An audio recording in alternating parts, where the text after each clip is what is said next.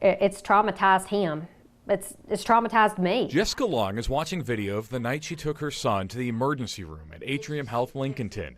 She was worried he was having a mental health emergency. Her 16-year-old son didn't want to be there. He was angry, so she asked for security to help get him inside.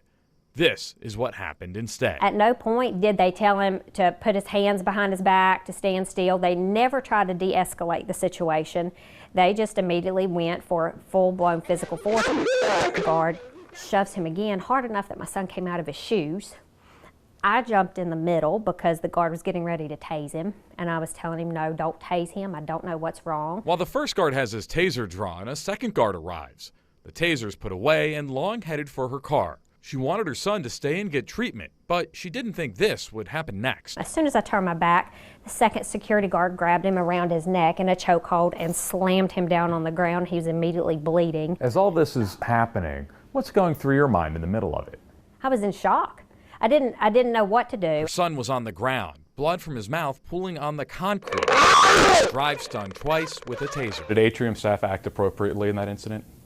Based on the events and you saw in the video, I would say they did the best that they could under the circumstances. Maureen Swick is the executive over security at Atrium Health. She defended the security guard's actions, including tackling the boy from behind. The officer at the time did what he needed to do to keep the young man from getting to the car. He's not in the vehicle. His mother's standing right there.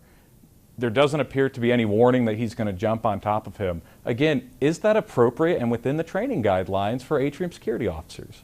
Well, I think when we talk to our security officers, certainly there's always opportunities where we can do a better job and prevent an incident like this from happening again, and that's something that we intend to do. But the violence didn't end there. After the two guards sat on top of the boy for at least 5 minutes, 4 Lincoln County Sheriff's deputies arrive on scene, tell the guards to get off the boy, and then pick him up. The boy, whose mouth had been pooling with blood, restrained on the ground, spits. Then a deputy punches him twice in the face while the boy's hands are cuffed behind his back. Your deputy punched a 16-year-old with his hands handcuffed behind his back twice. Is that an appropriate use of force? All I saw was once, and he was pushing him back away. When you watch the video, you don't think your deputy punched the child in the face twice?